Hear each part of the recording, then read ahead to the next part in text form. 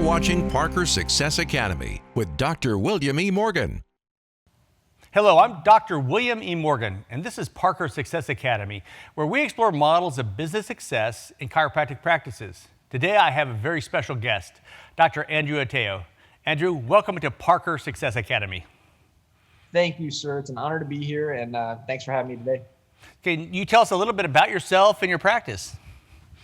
That is a broad question, man. My background, I went to the University of Oklahoma. I had a wide variety of experience over there. I realized a lot of stuff that, from marketing and business, that's what I started, into college, and just kind of the evolution of how chiropractic impacted my life. And, that obviously was the starting point of where I am today. So very grateful for meeting people, students at Parker University that actually kind of encouraged me and guided me to become a chiropractor in the first place. Originally from New York, my practice is over here in the Colony, Texas, so the North Dallas area, which is, as you know, it's expanding, it's growing. We have a lot of exciting things happening over here. And I graduated Parker 2010. So I'm a little over 10 years out now. And it's been really exciting to see I got to tell you, man, I've learned from the good, the bad. We'll kind of dive into that more, but I am just so blessed that I've been able to open my practice a little less than 5 years ago now. And just seeing the amount of growth and seeing the trajectory is not something that I feel like I would have been able to accomplish directly out of school without learning from a lot of those. Basically, one of the things that I have done is I feel like I've failed forward faster than many other doctors around me, which has contributed to my success.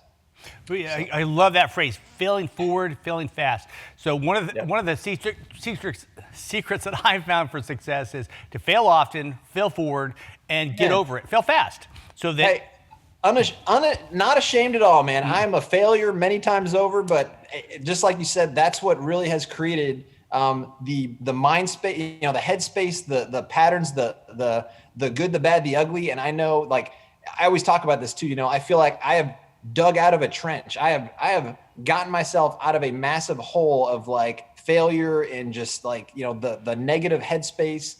The failure has shaped me in many ways, and it's really given me roots from which I look back and I say, some of the success, some of the failures I learned, I feel like a lot of that was also geared towards ego. Of when I got out of school, it's like, man, I got blazing pisiforms. I got the Parker principles. I got this down, let me at it. And then I got out and I was like, okay, how do you bill insurance? And what is an EOB? And I basically it was paralysis by analysis, man. I got out there and I just really kind of shut down because everybody asks you at a seminar, how you doing? Oh, I'm doing great. Practice is awesome, but inside you're slowly dying. And that's how I felt. And I really had to reach out and humble myself to the mentors around me to build me back up. So I'm extremely passionate about helping doctors and students with that. This is what we're about, is have an authentic conversation about what have you learned in your path, so that maybe people who come after you don't have to learn the hard lessons. They're still going to have to get dirty along the way. So before we delve into that, can you tell us something fun about you, some fun fact, something interesting that most people may not know? There's a lot of things that people may not know about me, but some people know this. I don't know. Did you know that I'm a drummer? I play the drums. No. What kind? Okay. So I played the drum kit, I've played my whole life, but when I was at Parker, I was in a band with Dr. Giggleman, Dr. Perryman, Dr. Guess, and Dr. Browning. So we had a band called the Hooten Brothers. And our claim to fame was we played at Parker's Las Vegas Gala in 2011. So we're one of the bands. Wow. Well, we probably have gone down a little bit since then. I was expecting you to call the band the Audibles or something like that. No, we had, what was it? The Mighty Mighty Bone Tones was another one we had. We had Thoracic Park. It's amazing because the thing you'll notice is students at Parker come from all kinds of different backgrounds. And actually there are some amazing musicians at Parker University. Truly. I did what's called Parker Palooza. I was like, hey, you know what? I play the drums. I'm going to bring my drum kit and just put it in the gym over there. I put out an email. I said, if anybody plays any instruments, bring it. Let's just jam. Let's just have a jam session. And there were some guys that played studio guitar that were phenomenal. So we actually put together a Latin band, and we played in a band called Makuza. and we played like gigs around town, and we had a lot of fun with it. So that's part of what I did in school. So I didn't know that. That's fantastic. So can you explain your business model to us? And if you want, you can walk around and show us your beautiful office that you showed us in the pre-show. So whenever we talk about the business model, there's a structural model and then there's a functional model, right? So there's like, okay, how does it look? Like how are the rooms set up and what's where?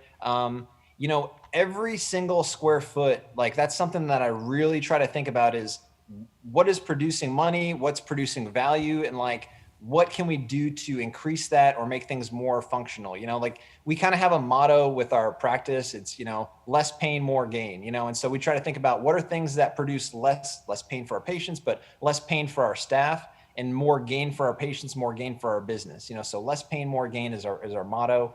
And so we have, myself and 2 other chiropractors here in the office. We have a doctor of physical therapy.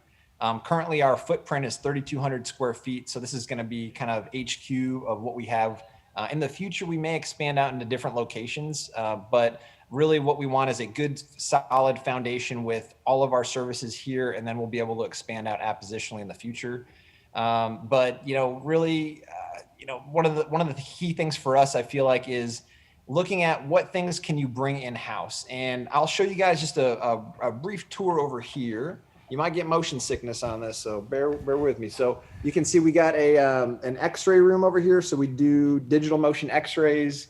We also have an examination room. You can see we got the word of the day is goniometer. So the measurement where we actually have that on the wall. Yep. So we can see a lot of frozen shoulder patients over here. The cool part about that is people are visual by nature, right? So when we can show somebody like, hey, against the wall, you can only go, 80 degrees, 90 degrees. And then once we do some treatments with them, myofascial work, adjustments, boom, they're going way up there. That is a eye-opening situation. So Dr. Francis Murphy, he has that OTZ. So we took some notes from that. I recognize that. I recognize that goniometer from his videos. So right, exactly, yeah, man. So I thought that was such a brilliant idea. So hey, and that's what we all share with each other, right? Nothing that I have, nothing that Dr. Murphy has, nothing that any other doctor has is really, we are happy to share that for the success of others. And so that's one of the things. We always have kind of a saying over here too that, success is a lot like manure. You spread it around a little bit, it does a whole lot of good. If you pile it up, it starts to stink, right? So we just try to spread the love around here. So you guys can see a little bit with our PT area. So we do have a doctor of physical therapy. That circle right there goes to, there's a little Xbox camera. So that's where we have our Parker Fit 3D right there. Nice. And then we do have right over here, this is in another adjusting area. And then we have a Pro Adjuster over there, which is a pretty cool instrument. And then down our hallway over here, this is a really cool thing. And I think a lot of docs have come in here and take notes about this, but you can see we have a lot of 5-star reviews on our website. You guys can actually see there's a little quote from a patient, and then we have like a little blurb about what they said up there. But patients will come in there and they'll read that stuff. I think we really need to kind of check on our social media, our Google reviews, Facebook reviews, because people pay attention to that. They read that and pay close attention to it. Andrew, that is brilliant. That's worth the price of admission right there. Go ahead. I'm sorry. So, hey, that idea right there, that'll make you guys a lot of money just with that, okay? Oh, so my God. If you guys want the template for that, let me know. I'll be happy to provide it for you guys. This is one of our adjustment rooms. And so you can see we do have a Pedibond chair over there in every room. Every room looks pretty similar. This is the table that we have. And then also I'm a seated cervical adjuster a lot of times. So you can see we do have a seated cervical chair. I helped to design that chair. It's called the Vault. And that's, one of the things I like to do in my spare time is help to design chiropractic equipment. So that is basically just like a Gonstead chair, except I don't know if y'all remember like the wooden latch back chairs. So those would kind of slip. So I thought, hey, why not create like a solution? So you invented that? Because I've always, when I'm getting Gonstead, it's like, is it going to latch or am I going to keep falling?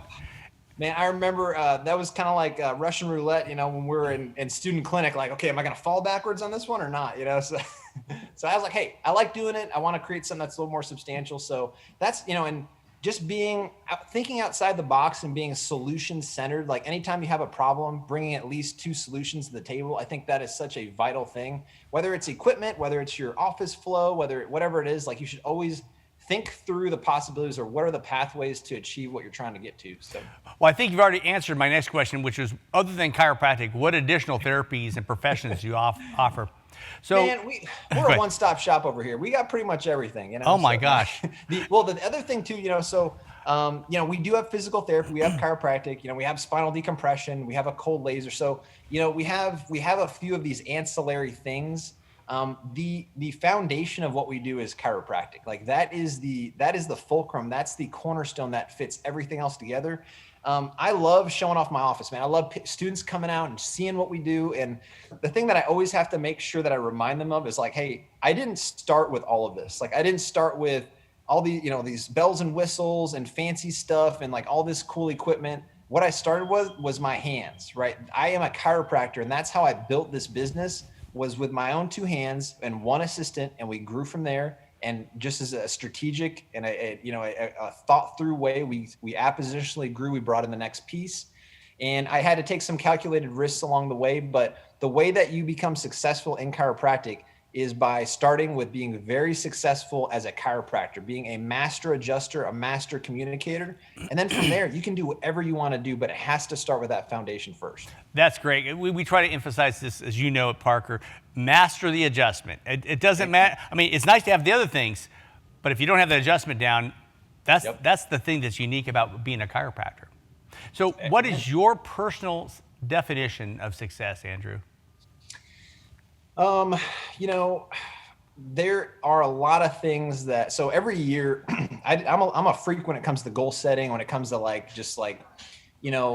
vision setting and vision casting, but truly my definition of success is allowing myself to reach my full potential and really allow my cup to spill over into everybody and everything around me, so truly not just like thinking about, obviously, accumulating goods and cool stuff and all that's all great, but it does no good if we're not helping and elevating people around us. Right. So, success, it's kind of interesting. Like last year was kind of a crazy year. I had a gentleman he's basically a grandpa to me.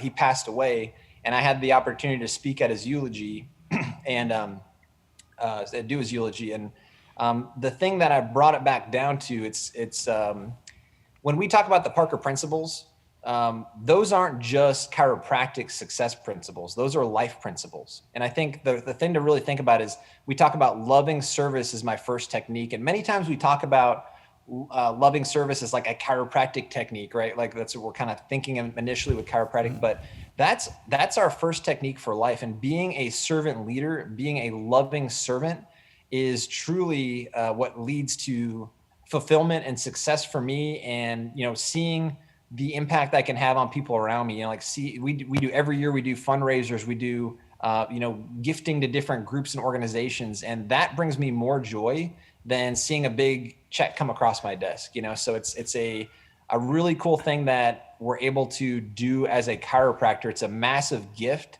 And it's also, a universal principle when we look at these Parker principles of how that relates to overall fulfillment and success. And Jim Parker's principles, they don't mention chiropractic anyplace. Not at all. No. It's about life. It's about being fair to others. It's in our payment. I mean, my payment as a chiropractor is getting people better. That's the payment. I mean, that's your reward. When you help someone, it's nice to get paid. Don't get me wrong. But you didn't become, you could have gone into something else to make money. Right. You had the skill set to do that. But to help people, there's certain people that only you can help them in the world. If God brings them into your office, there's nobody else who's going to be able to do the care they need, the adjustment they need to help them. You're the only one. And that's the success that I would want to pursue. So it's great to see your principles and that you're following the Parker principles and your great practice. What's a book that you would recommend to our audience to read? There's a whole list of books that I would say would be awesome. If I broke it down to one book, it would be Jack Canfield's Success Principles. And I'm not sure if you're familiar with that, but kind of like when I read the Bible in different spots, different areas, and every time there's a different message that speaks to me at that point of my journey in life. And this is one of those books. There's a lot of different chapters in it, so I don't really read it straight through. I read whatever section that is kind of related to whatever challenge that I'm going through. And I tell you what, it's every time there's something else that I hear from this book that speaks to me in a different way and kind of helps me along my journey. So the Success Principles by Jack Canfield is amazing. Got it. Thank you. So in your journey, you've had ups and downs. What's the worst moment you've had in this journey? Oh gosh. So, in Jack Canfield's book, it talks about E plus R equals O. That's a little thing that talks about event plus response equals outcome, and truly there's good, there's bad, there's indifferent. Every day we walk into our practice and there's a lot of good that happens. There's bad that happens too. And, one thing that happened to me, and I know you're familiar with this, and, I really, truly, the other thing about Parker University is it creates a family, and I have a lot of people that I truly, truly care about from Parker University. And I just feel that love reciprocated. My daughter was going through a very difficult time with her health when she was 8 months old. So she's almost 3 years old right now. She had a massive seizure. So the seizure lasted almost an hour, whereas typical seizures are like, 3 minutes at the most. That led to a really crazy situation where my wife and I were in and out of the ICU, in and out of the emergency room, in and out of, the hospital doing different tests with her. And we did find out she was diagnosed with a brain condition called subcortical band heterotopia, right? So in life, we're dealt good hands and bad hands. We have, many blessings that are given to us, but there's also, things like this happen to good people. And, my daughter, it's so hard to see that happen to somebody that you're so close with, your daughter. The deal is, my wife and I got zero sleep for a while. We went through a very rough time with just, doing whatever needed to be done for my daughter. But, our foundation in Christ, our foundation with each other really pushed us to, find solutions. And with the grace of God, everything is so good with her. And she's doing so well right now. But that took me out of practice for over a month. So my business was running without me there for a month, whereas I was a control freak and I wasn't allowing, certain people to step up into different opportunities. What I found was that month was a record month for us on patient visits and collections.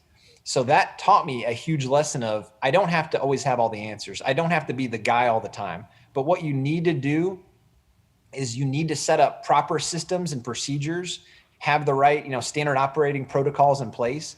So if things do happen, if life situations like that happen, you could still operate your business and have a record month. So that truly spoke to me about the power of systems and the power of teams.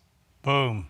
That's a theme that we see repeated often in these interviews, is having the systems. And also, if you have to be there, it's not your business, it's your job.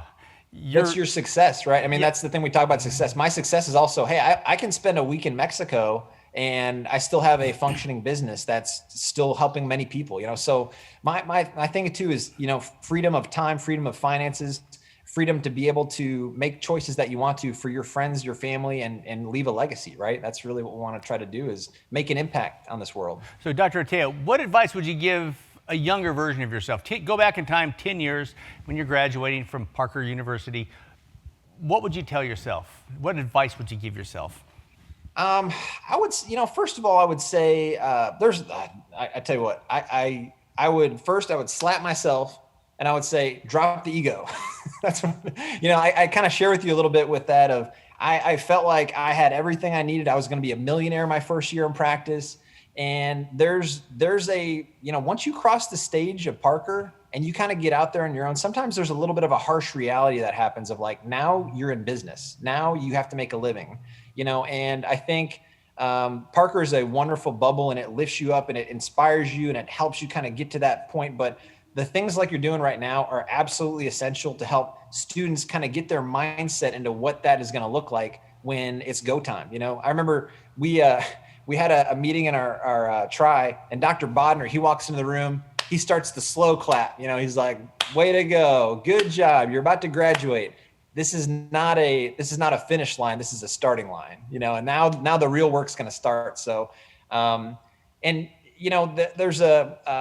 another quote that I love, and it says, you can overcome anything if and only if you love something enough. And truly having that love for chiropractic, being like, I am really into what I do. Like, I love chiropractic. I love the business of chiropractic. Like, I'm really into this. I ask a lot of questions because I'm engaged with what's going on. And I want students to be that engaged as well too.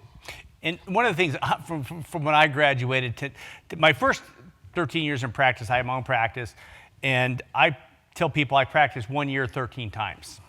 Yeah, right. And then I went to this major hospital in Washington, D.C., taking care of leaders of the country. And I was like, okay, I better up my game. So I really went back and relearned chiropractic, relearned things, and really dove into to learning. So from that point on, I kept growing. And when you graduate from chiropractic college, you pretty much have mastered the vocabulary of chiropractic, but you've not mastered chiropractic. It will take an entire lifetime to say, I've mastered the adjustment, or I've mastered chiropractic. I'm still getting there, man. You know, Me too. It's funny because, like, sometimes when we start off, we're like so simplistically minded about, like, okay, you know, adjust people, they get better. And then we start kind of going through, and then I need to do this, I need to do that. And we overcomplicate things sometimes, right? That's kind of the nature of what we do. And then mastery, I think, is simplicity and the complexity. It's like kind of getting back to the roots of, like, this is the way it is. And this, I saw that from Dr. Parker too, just as he was aging and kind of got like his brain in a certain place where he was like, it's about loving people. It's about just the basic foundation of service. So I 100% agree with If you love your patients and you do what's best for them, how could you go wrong? Right. Amen. That's the foundation of how my business has been successful. Right there. And they know it. Your patients, if you're trying to sell a treatment plan to them, they know it more than you do. But Right. if you're 100%. sharing love and compassion and really trying to help them get better, they know that too. And they will gladly come back, and they'll bring their family. And one definition of success is, and I forget where I've heard this, but basically, do what you do so well that others will want to come and watch, and they'll bring their friends, so they'll watch you do it too. When you get to that level of mastery where it's like, it's something to behold, people are going to they'll be attracted to you. They are going to be drawn to you. Yep. Amen. That's if you set yourself on fire, people will call from all over the place to watch you burn, right? I mean, if you are on fire, your energy is just vibrating at that level, then man, I tell you what. I tell patients this all the time. I have a patient that drives from Oklahoma City to come see us. And I joke around about this, but people say, she comes all the way from Oklahoma City. How many chiropractors do you think she passes on her way from Oklahoma City? But what I say is, hey, a clinic that's alive is worth the drive. So come on in. Yeah, my dentist, I drive 5 hours to my dentist because I trust, back when I lived in California, I trusted that dentist, and he did good work. Don't sell yourself short. It's don't try to find them somebody else. Don't reduce your wage. If they're willing to come, you're providing the value to them. Now, in chiropractic marketing and advertising to patients has been a big topic. So what tips would you give based upon your practice regarding chiropractic marketing and practice building? We saw one of your great ideas in the hallway. Yeah, and to tie into that idea in the hallway, like when we talk about, what's your ROI and what things have you done, like the one of the foundational things is, so for instance, imagine you're shopping on Amazon, right? You're looking for a product to buy. You're looking, what's the best product to buy around me, or for whatever problem you're trying to solve. And what's the first thing you're going to look for? How many other people bought that, and what are the reviews, right? So you're going to look at, a lot of times I'll look at the bad reviews first, and then I'll look at the good reviews and kind of see what people are saying. So what we have done is we are doubling down on reviews. I have a few different systems that we put into place that we do different things throughout the year. And there's different times that we make an ask, especially if a patient's very excited, they're really motivated to give a great review. We'll give them an easy way to do that. And that's the thing too, is you need to make it simple for your patients. But if you look at my Google page, my Facebook page, my Yelp page, we have probably more 5-star reviews than any other office around us. And I've done that in less than 5 years, where there's some practices that have been around me for like 30 plus years. And so the secret with that is, every week we have at least minimum 10 new patients that come in every week. They're like, I read your reviews. I was looking for a chiropractor. You had the best reviews. We hear that all day long with our new patients.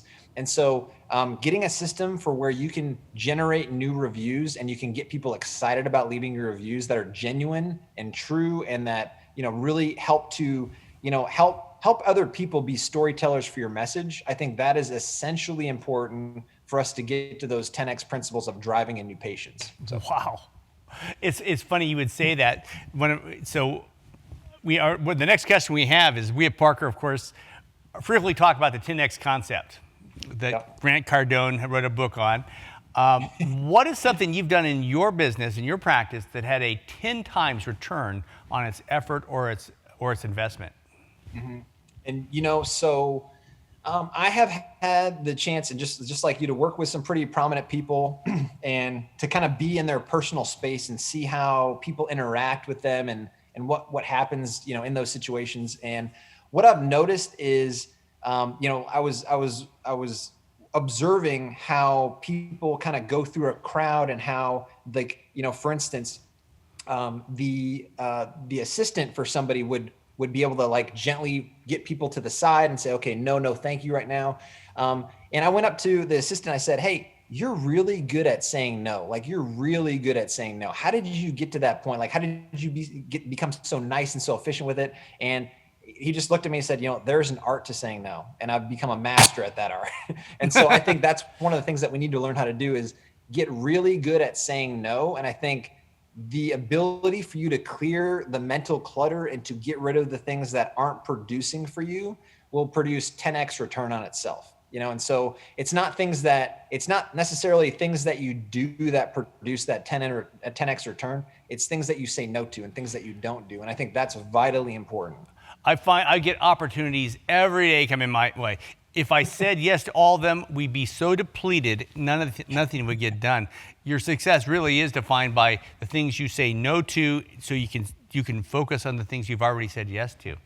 And another thing to that too is, you got to be able to ask for opportunities. And, like, I wanted to add this because I've noticed, I've had students that were not even at Parker. They were undergraduate students. They called my office and said, hey, I want to shadow. I want to come in there. Is there any opportunity for me to do that? Absolutely. And so some students say, I don't have any opportunity to learn this stuff. And how am I supposed to learn these things? But I have students that actually have become employees of mine. I pay them to come in consistently during the week. And imagine, I have a Tri-5 right now who's been working with me since undergraduate, and she's a paid employee to come in here. Imagine what her education level is going to be by the time she's a Tri-10. So, I mean, that's part of the deal is, you got to be okay with asking for opportunities, getting outside your comfort zone in order to really see those luck circumstances happening in your life. So yeah, people who work really hard get really lucky. So notice that too. I've noticed that.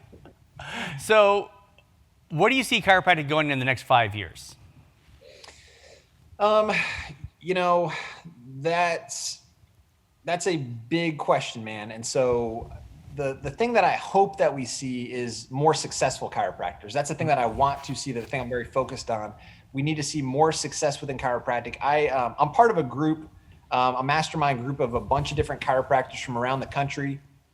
And what I see is there's not one way to become successful in chiropractic, right? What it needs to be is a genuine expression of what you feel is your best way to help people. So I have a doc that sees 800 patients a week by himself, right? I mean, he's doing that whole thing by himself. I had another doc that she's got an integrated practice and she collected $80,000 in a single day doing the integrated side. So, I mean, there's success that it's amazing, and the thing too is, like, there's no right or no wrong. What I hope we find more integrity within chiropractic. I hope we find a more evidence-based, more solution-centered chiropractic care. And I really hope, like we talk about, like, the science, the art, and the philosophy. I really hope more people really open up their brain to, like, the art of chiropractic and find out, like, hey, it's not necessarily like anybody else's art. It's my art of running my business, my art of how I truly want to express to help patients. And I really want to see more creativity within our profession to make that happen, because the only way that we can change things in our field and in our practice is by people being really creative and coming up with some new innovative ideas that are going to really drive stuff forward for our profession as a whole. So, whether that looks like an integrated model, whether that looks like just kind of going back to our roots to just being straight chiropractors or whatever it might be, as long as it's centered and in the solution that's best for the patient, I'm totally good with it. Boom, that's it. Focusing on the patient. And you had a lot of value bombs in there, from masterminds. Like, I like how you say you have masterminds from around the country, so you don't have people you're competing with nearby, but you might have those. But it is a good idea to get a group together, form a group of people from around the country, different areas, and who are successful. And it doesn't have to be how your model is. You're not seeing 800 patients a week. And I've had friends who have high volume practice. And I have other ones who see 12 patients a day. But the point is what are they doing? What are those things that they're doing that foster success? And then you are the average of the 5 people you spend the most time with.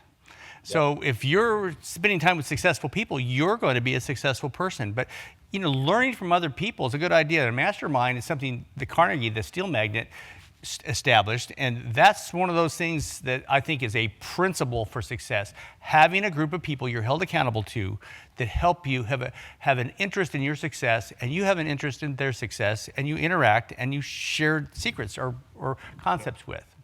And early on, I had mastermind groups that I paid for. Like I paid to be a part of different groups and stuff like that. And what I found was like we had some docs that were like ultra successful, some docs that were like, hey, this is my first week in practice. Like I couldn't really resonate with that. So it was tough because like certain docs couldn't add value to the journey that I was at, where I was at with my success level. And so the mastermind I have was basically a bunch of docs that are like, hey, I want a fellowship of brothers around me where we can talk, we can meet, we can kind of like shoot ideas around at each other that are masters in their own right. So the group that I have is there's no money buying, it's just value buying. And so you bring value to the table. And I think that's one of the best ways to do it too, is an organic group of doctors who are on the same journey, that same level as you. Yeah, that's something we wouldn't even consider. Parker actually has helped the Point One group. That's a mastermind group. We have fostered some meetings for that. And I remember one meeting with the Point One group is one doc said, hey, I implemented that. I forgot what the technique he did on that, and it made me $7 million more last year. And I'm like, well, tell me that technique. I want to figure that out. But when you get to that level and there's no inhibition between sharing those valuable bits of information, you can all grow from that. So we've come to the end of our interview. So it's been a great interview. Thank you so much for being here. That's a lot of fun. Can you leave us one thing you'd like the audience one takeaway that you'd like to leave the audience with, and then also can you provide some contact information, Dr. Oteo, how we can get a hold of you? One of the things, one of my mentors, Dr. Brad Glowacki, he's got a saying that he loves that's really resonated with me. But the tongue is the rudder, your office is the echo. And so another DeMartini said, what you think about and think about, you bring about. There's a lot of different ways to put it, but your brain and your words are things. Your thoughts are things. When you walk into your office and you're like, it's a bad day, what's going to happen is you're going to create that situation around you, right? And if you're not digging into your team, investing into your team, growing leaders around you, then you've missed out on an opportunity, and then that's taking away from your success. So your tongue is the rudder, your office is the echo. Your office is a representation of what your passion, what your vision is, what your purpose is. So, don't take that for granted. Every day is a blessing. Every day you should walk into your office and I literally every day I walk into this office, I walk around, I turn on the televisions myself. I turn on all the lights, and I just say, thank you, Lord, for this opportunity to help my patients, to serve my community, to grow my team. And so it's a massive blessing, a massive opportunity of what we have. And truly, none of this would be possible without Parker University. So I thank you guys for the opportunity to have my diploma, to practice in the state of Texas. And, you guys have been phenomenal with everything. So thank you for your support, Doc. Well, thank you for all your work with the Alumni Committee and also being the president of our Alumni Committee. Is there contact information that people could get a hold of you, Andrew? My email address is aoteo@stonebridgechiro.com. Or, reach me at my office over here anytime. It's 469-535-3800. So if any students want to actually come out and shadow and hang out, call the office, email us, and we'll get you set up with a time to meet. And if any docs need any help or assistance, just shoot me an email, and I'm usually really good at replying. Fantastic. Thank you, Dr. Andrew Oteo, for joining us at Parker Success Academy. And you've been spending time with us at Parker Success Academy. Thank you, guys. Thanks for watching another episode of Parker Success Academy with Dr. William E. Morgan.